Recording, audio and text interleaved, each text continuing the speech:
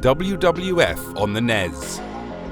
There have been games based on the WWF since Micro League Wrestling in 1987. The first console WWF wrestling game was released for the NES in 1989. From 1989 until 1993, 4 WWF games would be released for the NES. What is interesting about the series of WWF games that were released for the NES is that each one is completely different. They were all published by LJN, which, if you know the NES, is usually a bad sign. On the Super Nintendo and Sega Mega Drive or Genesis, there were 4 WWF games released. However, Super WrestleMania, Royal Rumble, and Raw were all based around the same game engine. Only WrestleMania the arcade game was different. On the NES, each game was treated as something completely new, and it makes the NES WWF game library very interesting to talk about. That is what we are doing today. Thank you so much for taking the time to watch our look back at the history of the WWF on the NES today.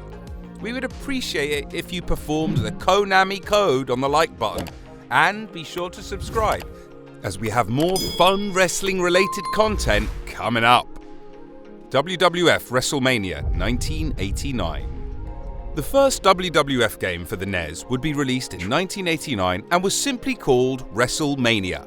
One of the most interesting facts about this game is that it was made by Rare, the same Rare that would go on to make stuff like GoldenEye, Banjo-Kazooie and Donkey Kong Country. As you would expect, this is a very basic wrestling game.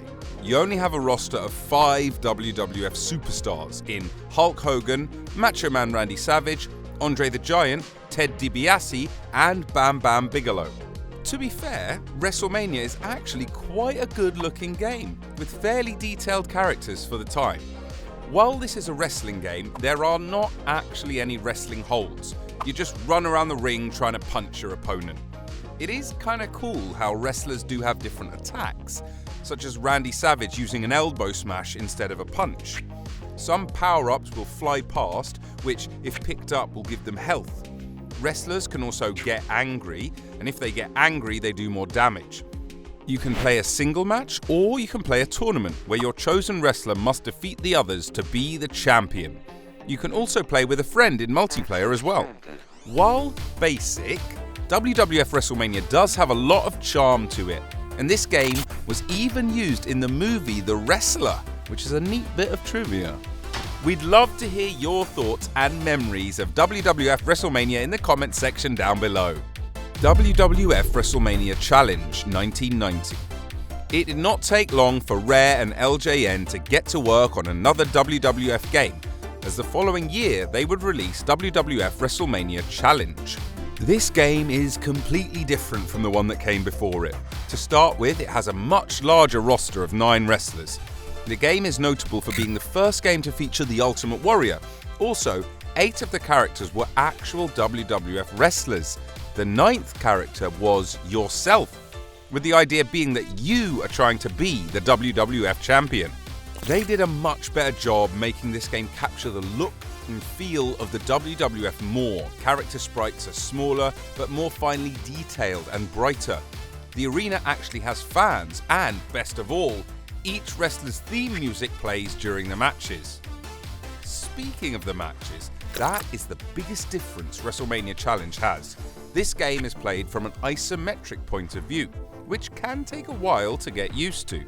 Each wrestler has their own special move, but they also have more moves in general, so there's a bit more depth to the gameplay.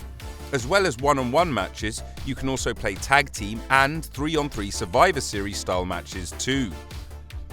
The WWF Championship mode is interesting in that you do not play as a WWF superstar. You can only try and win the WWF Championship by playing as yourself. WWF WrestleMania Challenge for the NES is one of those games that people either seem to love or hate. Let us know what you think of the game, what you liked and did not like in the comments section down below. WWF WrestleMania Steel Cage Challenge 1992. LJN would take a year off from the NES and in 1992 release WWF WrestleMania Steel Cage Challenge.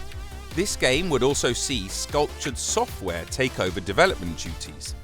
This game increased the roster count to 10 and featured new characters such as Bret Hart, Jake Roberts, Sid Justice and The Undertaker. When this game was released, the Super Nintendo was also released, and that caused a bit of a problem for the old NES.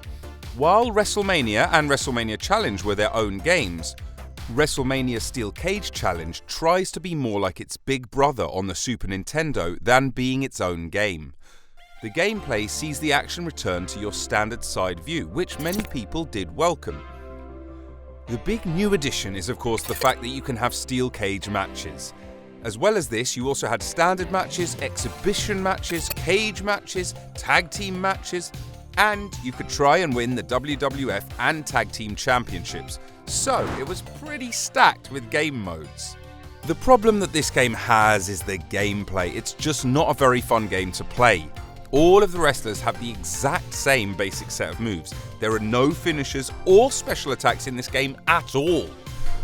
Also, your opponent can get a second wind and get energy back in a match, which can make things way more tedious. It's also worth noting that in 1993, Steel Cage Challenge would also be released for the Sega Master System and Game Gear, but it would have brighter colours and a different roster. Fast forward to 2018 and a plug-and-play version of this game with Razor Ramon and the Ultimate Warrior added to the roster was released. Let us know if you felt that WrestleMania Steel Cage Challenge was a disappointment or if you enjoyed the game in the comments section down below. WWF King of the Ring 1993. Even though the Super Nintendo was the current system, there were still many people who had a NES, so LJN decided to make one last WWF game. Development duties were passed to a new studio in Grey Matter Inc. Once again, this is a very different game than what came before it. This was made to tie in to the brand new pay-per-view King of the Ring that the WWF introduced in June of 1993. It actually came out after WWF Royal Rumble on the SNES, so it had a hard time before it was even released. It features 10 WWF wrestlers, and you have a great mix, featuring characters like Hulk Hogan and Randy Savage, as well as the new generation in Bret Hart and Shawn Michaels.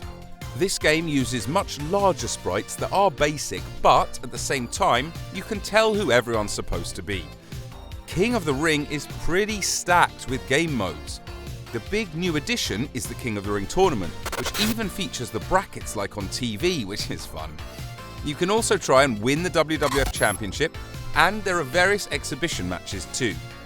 King of the Ring also lets you play as yourself, like in WrestleMania Challenge, only here there are very light RPG elements, as you can play around with your stats. This was a neat idea and pretty ahead of its time. Like WrestleMania Steel Cage Challenge, there are no special moves or finishers in this game. This means that all of the wrestlers share the exact same moves. Also, the game is very, very easy. You can win by knocking your opponent down and then just stomping them until all their energy is gone. This is a game not too many people played, thanks to it coming out very late in the life of the NES. But we'd love to know your thoughts on the game. There you have it, a little walk down 8-bit lane as we look at the WWF games on the NES. Let us know in the comments section how you would rank these games. Thanks very much for watching, and please be sure to give the video a like if you enjoyed what you saw. Also, make sure you nail that subscribe button, as we have more fun wrestling related content planned.